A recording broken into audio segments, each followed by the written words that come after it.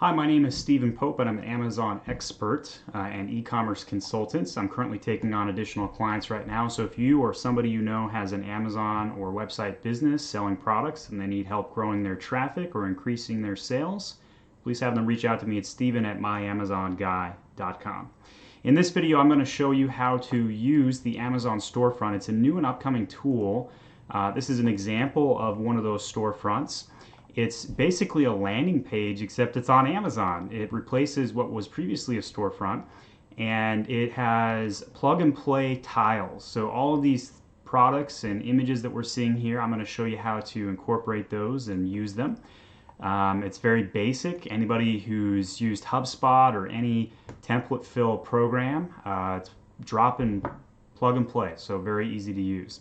First things first, you do need to have your trademark for your brand that you want to use, and that trademark that you have needs to be filed with the brand registry with Amazon. If you don't know what I'm talking about, go to brandregistry.amazon.com and learn about it. Brand registry is extremely important right now on Amazon, and it's one of the new ways Amazon's making it harder to sell on their platform, but also take more control of your listings and products. So first things first, when you want to launch your storefront, go to Seller Central, log in. In the top middle on the header there, you're going to see Storefront. Click that. Click Manage Stores. It's going to bring up this page that we're on right now. So they're selling this as a multi-page shopping experience, no coding skills necessary, drive traffic with advertising.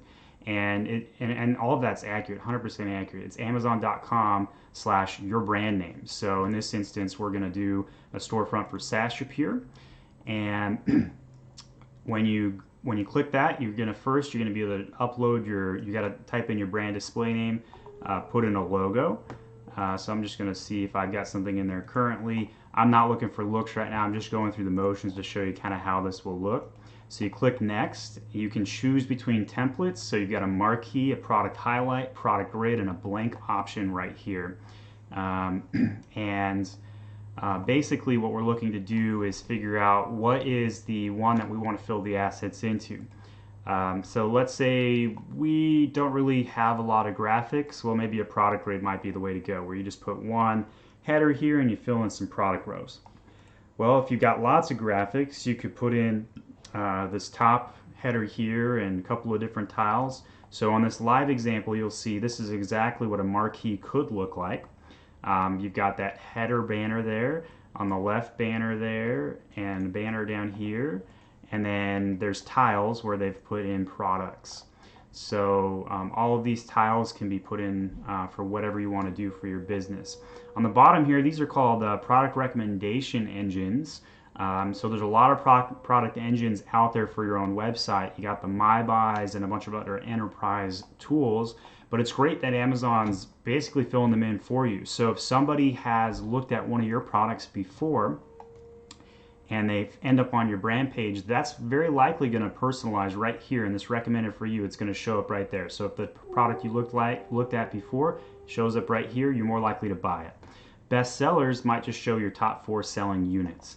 So when you're filling in these tiles, depending on how many products you have, let's say you only have 4 products. Well, those tiles are going to be very different than, say, if you've got 100 in your brand.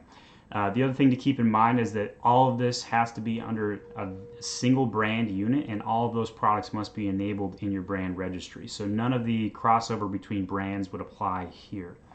So let's go through and say, okay, I'm going to select this marquee option. I'm just going to fill in a random product description there, just so you can see how the tiles and all that works. So first things first, you click in the editing hero image, that's what they're going to call it, and you can choose whatever you'd like there. So none of these things I'm showing you are sized correctly at this point. It's just kind of a plug and play drop to show you how it works.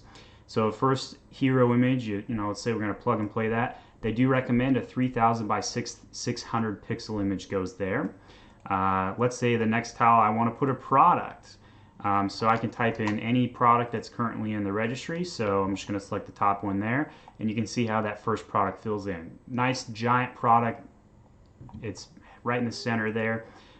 You could put text. So let's say I want to put text in here, and now the text is showing up there. Or you could even put a video or an image. So whatever you want to do, this is really great for plug and play drop. Highly recommend it. Here's some ideas for what you could do with your storefront.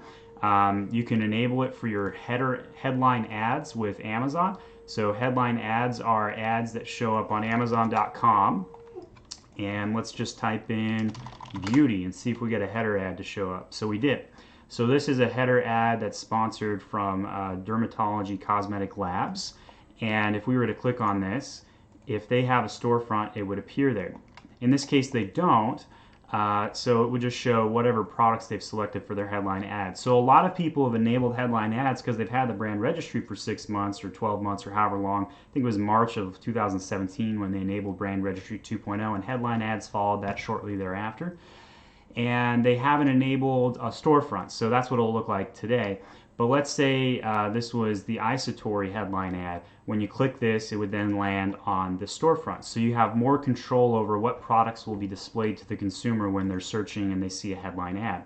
Headline ads are not to be confused with sponsored products. Sponsored products are one-to-one ads that feature a very specific product.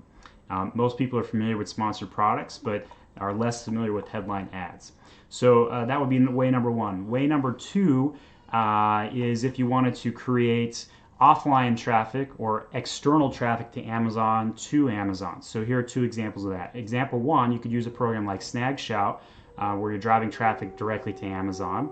And way number two, let's say you create a mailer, even if it's just a postcard, you're going to mail that out to all of the people in your database, you could drive them to Amazon.com/your brand name. So there's a lot of great opportunities to enable some of that. If you hear any of my kids crying in the background, apologize about that. Just recently started to work from home on my own. I'm an Amazon consultant, eager to take on additional clients. So if you or somebody you know would love for me to come in and set up their brand store or help drive traffic and advertising for them, please have them give me a call or email me at steven@myamazonguy.com. Look forward to working with you. Thank you very much.